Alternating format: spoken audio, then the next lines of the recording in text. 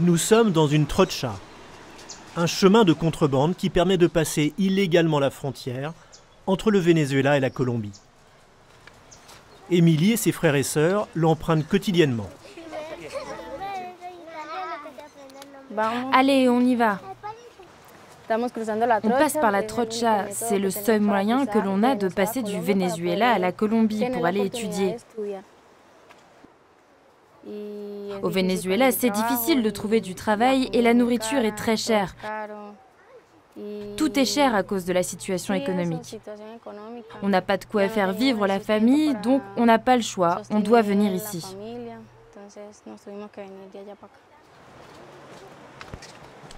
Un quart des migrants qui passent par ces trochas sont des mineurs, souvent non accompagnés. Comme Émilie, la plupart n'ont pas de papier et ne peuvent pas traverser le pont Simon Bolivar, point de passage officiel entre le Venezuela et la Colombie. Émilie doit s'assurer que le chemin est sûr.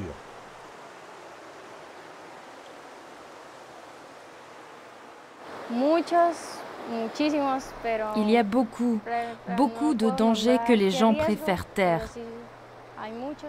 Je ne peux pas vous dire lesquels, parce que si je parle, je risque de mettre en danger ma famille et mes amis. J'essaie de ne pas y penser et puis... Bon, faut bouger. La jeune vénézuélienne de 17 ans a repéré un groupe armé sur l'autre rive. Oh mon Dieu! Cette zone est contrôlée par un gang, le Tren de Aragua, la plus puissante mafia de la région. Oh mon Dieu! Que se passe-t-il? On ne peut pas filmer d'ici. On nous a dit d'arrêter de filmer et de partir. Et qui sont ces hommes?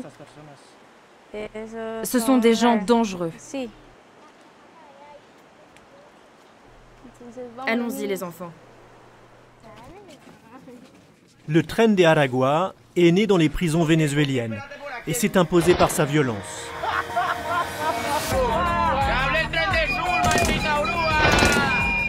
Il a depuis étendu son influence sur la Colombie et jusqu'au Chili. Kidnapping, prostitution, trafic de drogue, ce gang terrorise la région depuis 3 ans. Il rackette systématiquement les migrants et taxe toutes les marchandises qui transitent sur son territoire. Une seule de ces trochas peut rapporter plusieurs dizaines de milliers d'euros par jour. Et le Tren de Aragua en contrôle une centaine. Émilie n'a pas le choix, elle doit passer par leur territoire. En 10 ans, plus de 6 millions de Vénézuéliens ont pris le chemin de l'exil pour échapper à l'insécurité et aux pénuries. La Colombie est le principal pays d'accueil. La ville frontalière de Villa Rosario est la première étape sur la route des migrants. Émilie et ses frères et sœurs ont réussi à échapper au gang et ont trouvé un autre chemin pour rejoindre l'église de la frontière, une institution qui accueille chaque matin 90 enfants vénézuéliens.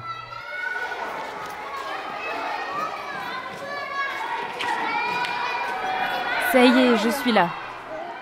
Émilie est bénévole dans le centre. Elle encadre les plus jeunes depuis 1 an.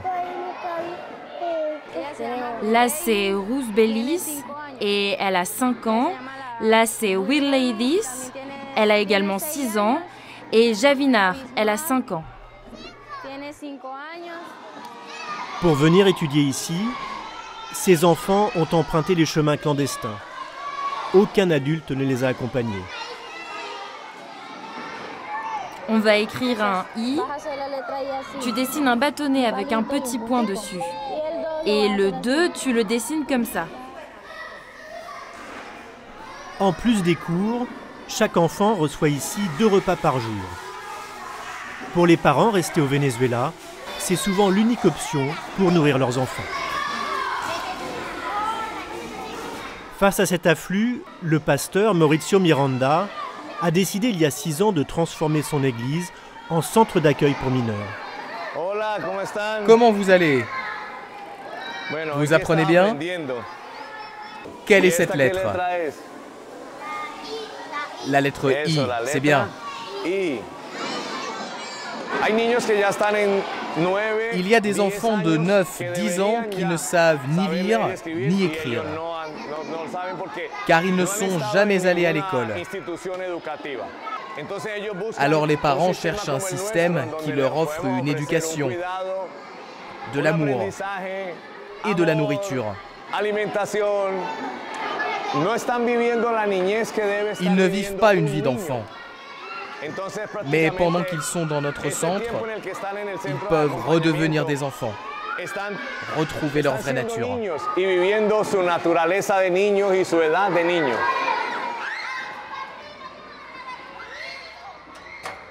Mais le pasteur ne peut s'occuper des dizaines de mineurs livrés à eux-mêmes dans Villa Rosario. Il y a beaucoup d'enfants entre 13 et 16 ans qui sont venus seuls de plusieurs villes du Venezuela. Alors maintenant, ils se retrouvent sans papa ni maman, et donc leur seule famille, ce sont d'autres enfants du même âge. Dans ce quartier de la Parada, tenu par les gangs, les enfants sont une proie facile. Sur ces chemins, ils disparaissent régulièrement. Mauricio Miranda est l'un des rares à pouvoir s'y rendre sans crainte.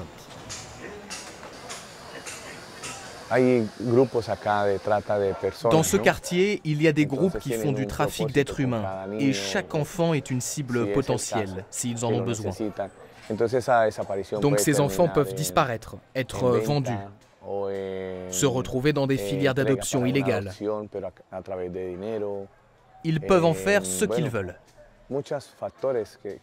Je ne sais pas vraiment où ils finissent.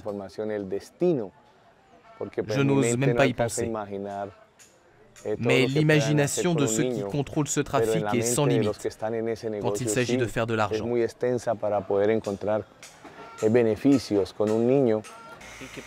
Et que risque une personne qui dénoncerait ce trafic? On le kidnappe. On le passe à tabac.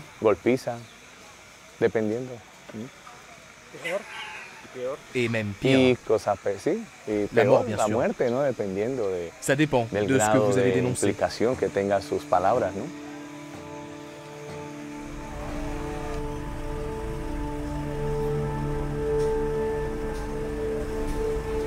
Depuis 2015, le gouvernement colombien estime que 25 000 mineurs vénézuéliens non accompagnés auraient franchi la frontière entre les deux pays. La Colombie partage 2000 km de frontière avec le Venezuela. La contrôler est illusoire. La police fait de rares incursions dans les trochas de Cúcuta. Ce matin, une cinquantaine de policiers investissent un chemin de contrebande. Allez les gars, on contrôle le terrain.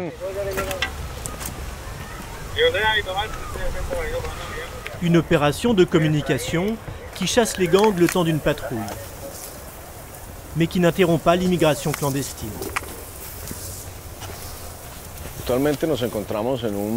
Nous sommes sur un chemin illégal, ce que l'on appelle une trocha, sur la frontière avec notre voisin, le Venezuela. Cette trocha s'appelle le chemin des mangues en Colombie. Chez nos voisins, elle porte un autre nom. Nous avons une patrouille de police qui accompagne une équipe des services de l'immigration qui vont contrôler les allées et venues sur notre territoire.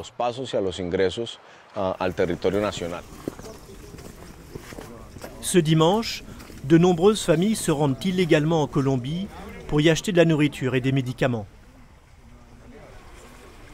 Venez madame, donnez-moi la main. Voilà, c'est bien. La police n'a pas pour mission de les arrêter, mais de vérifier que des mineurs non accompagnés ne se soient glissés dans le groupe.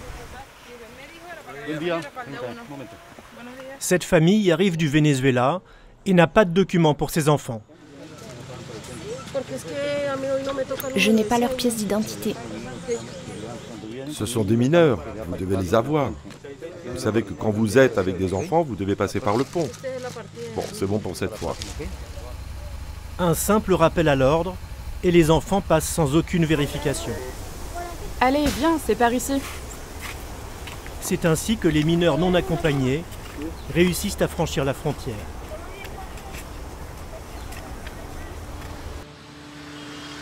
Dénoncer ces trafics, c'est risquer sa vie. Christian Herrera, journaliste d'investigation au journal L'Opinion, le sait parfaitement.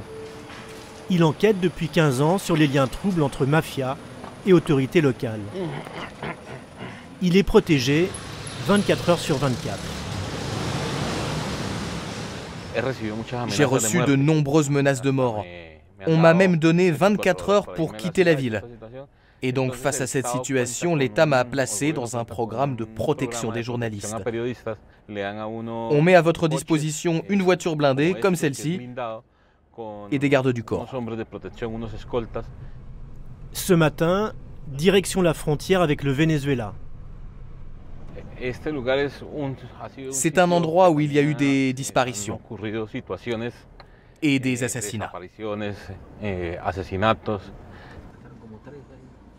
Le quartier de l'Escobal est à 20 minutes du centre-ville de Cúcuta. Christian enquête sur les groupes qui contrôlent les trafics frontaliers. Chaque jour, près de 15 000 personnes traversent ce pont. Plus du double passent illégalement la frontière par les trochas. Sur ce pont, on ne peut pas faire du commerce. Pourquoi? C'est illégal. Et les gens utilisent les trochas. Oui, c'est le seul moyen de passer des marchandises. Et combien coûte le passage? Je ne sais pas. Nous, on passe par le pont parce que c'est plus sûr.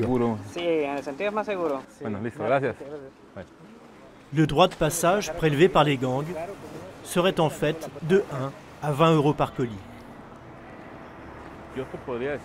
Je peux vous dire que pour chacun de ces petits passages, un groupe armé illégal empoche 30 000 $ par jour.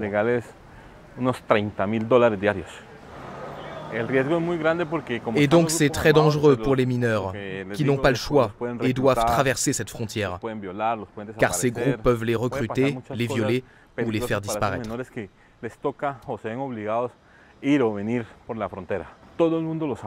Tout le monde sait ce qu'il se passe dans les trochas. Tout le monde sait qui les dirige et quel trafic s'y déroule. Mais personne ne veut lutter contre ça. Ni le gouvernement, ni la police. Tout le monde esquive. Ils vont jusqu'à un certain point et ils s'arrêtent, car s'ils franchissent cette limite, ils vont devoir se battre. Il y a même des groupes qui donnent de l'argent à la police pour qu'ils les laissent travailler en paix. Travailler, entre guillemets, trafiquer à la frontière. L'un des trafics les plus lucratifs est la prostitution. Parmi les migrants, ce sont les jeunes filles qui sont les plus vulnérables. C'est dans ces rues qu'elles sont repérées. Michelle a 16 ans. Elle est arrivée il y a 2 ans du Venezuela et doit se prostituer pour vivre et nourrir son enfant. Voici mon bébé, et c'est là que je vis. Michelle loue cette pièce 2 euros par jour, l'équivalent de 2 passes. Ça, c'est tout ce que j'ai. Et là, c'est le matelas pour tous les deux. 50 femmes et enfants, tous originaires du Venezuela, logent ici, dans une situation précaire. Michelle rend visite à une nouvelle arrivante. Bonjour Diana, comment vas-tu? Bien. Et ton bébé? Comme ci, comme ça. Diana a 14 ans. Elle a traversé la frontière il y a 2 semaines avec son bébé et n'a plus un sou en poche. Tu sais, aujourd'hui, je vais devoir travailler pour payer le loyer. Moi, je dois 4 jours. La propriétaire me le réclame aussi. Elle est venue me voir et m'a dit que si je ne réglais pas aujourd'hui, je devrais partir. Si Diana ne trouve pas de solution, dès demain, elle et son bébé seront à la rue, sans aucune protection. Un sort trop souvent partagé par ces adolescentes qui n'ont plus qu'une solution pour survivre. Il y a des filles qui ont entre 11 et 13 ans et qui se prostituent aussi. Et ici, il y a plein de gens méchants qui sont capables de tout. Souvent, quand je suis dans la rue la nuit, ils viennent m'emmerder. Il t'est arrivé des choses difficiles?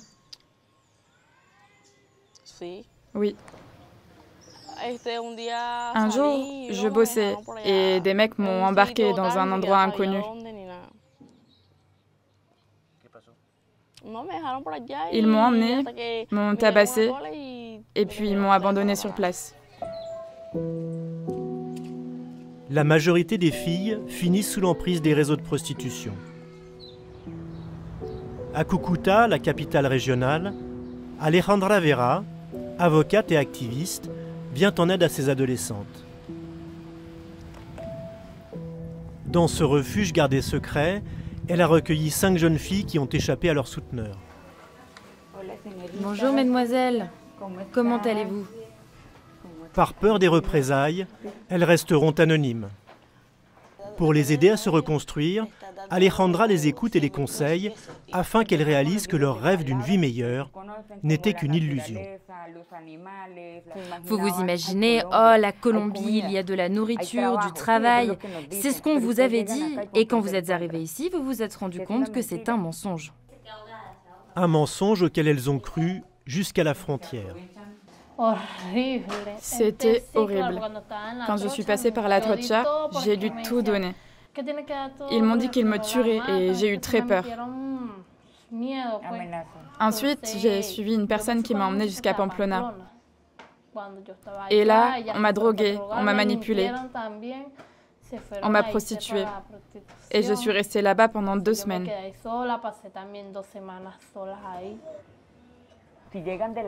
Ce sont des gens qui apparaissent et qui te disent « Je peux t'emmener chez moi, je vais m'occuper de toi, il y a d'autres femmes qui vont te protéger. » Rendez-vous compte, il y a 200 adolescentes qui passent cette frontière chaque jour et 80% d'entre elles disparaissent. C'est un sujet tabou, personne n'ose en parler.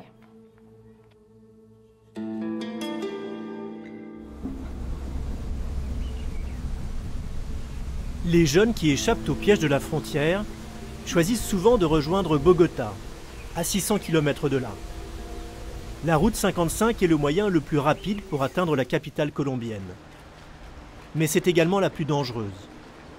Elle traverse un territoire contrôlé par l'ELN, une guérilla marxiste qui recrute de force des enfants soldats. C'est l'itinéraire qu'ont choisi d'emprunter Miguel, Kaider, Jordan et Ander. Le plus jeune a 15 ans, le plus âgé 17. On arrive bientôt. J'ai envie de me laver et de me changer.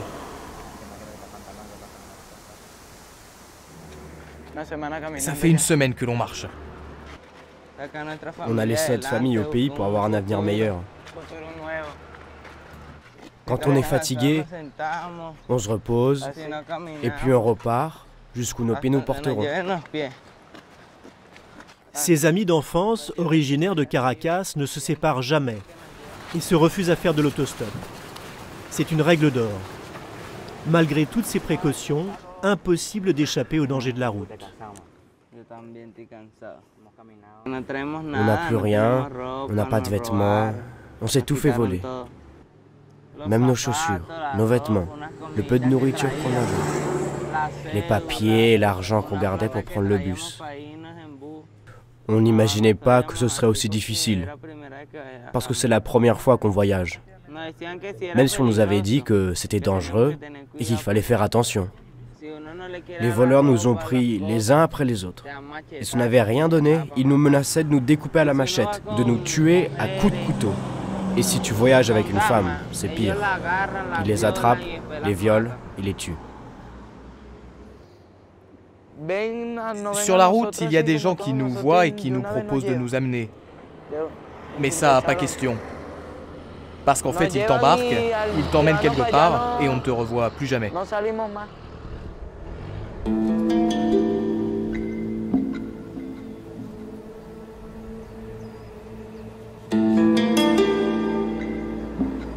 La prochaine étape où ils pourront trouver un refuge est à 10 heures de marche. Pamplona est perché à 2500 mètres d'altitude.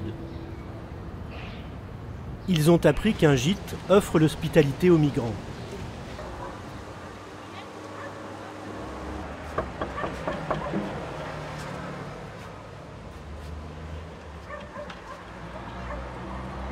Bonsoir.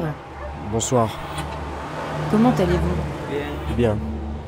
Dites-moi, vous avez fait toute la route? Allez, rentrez. Marta Duque a transformé sa maison en refuge pour migrants il y a 6 ans. Asseyez-vous. Je vous trouve bien jeune. Pourquoi voyagez-vous seul? Parce que chez nous, tout est difficile. On a souvent faim. On a décidé de venir ici pour trouver un travail et envoyer de l'argent à nos mamans. Pour qu'elles s'en sortent, parce qu'elles n'ont pas de travail. Et que pensent vos familles du fait que des enfants aussi jeunes que vous voyagent seuls? Plein de choses peuvent vous arriver. Beaucoup ne sont jamais revenus. Rien. On leur a dit, c'est pour trouver du travail. 4 jours plus tard, on était sur la route. Marta héberge et nourrit jusqu'à 30 personnes par jour. Tout est financé par elle ou par des dons. Là, c'est notre cuisine. Vous aurez à manger et là, c'est le dortoir.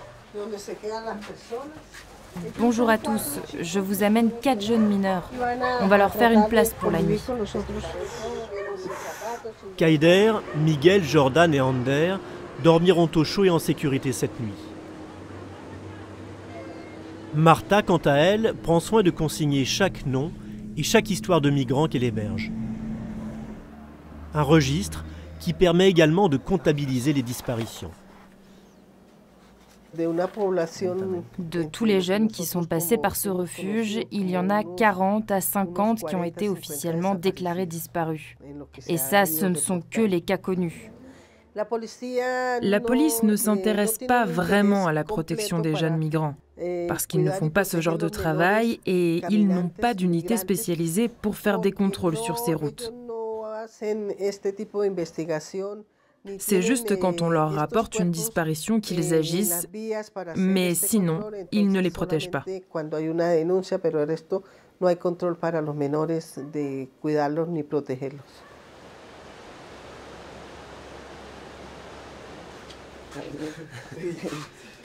J'ai jamais eu aussi froid de ma vie. 6 heures du matin, il fait 5 degrés dans le gîte. Marta prodigue ses derniers conseils autour d'un café. Faites très attention, car Bogota est une ville dangereuse. Vous pouvez être victime de plein d'embrouilles et vous mettre dans de sales histoires. Pour rejoindre Bogota, Ander, Miguel, Kaider et Jordan devront encore marcher 12 jours. Ciao, allez, ciao les enfants. Faites attention et prenez soin de vous. Merci. Les 4 jeunes vont affronter la cordillère des Andes, une chaîne montagneuse aux températures glaciales, vêtue de simples t-shirts et de sandales. Depuis le début de l'année, selon l'UNICEF, 500 jeunes Vénézuéliens ont emprunté la route 55. Parfois, leurs traces se perdent dans ces montagnes.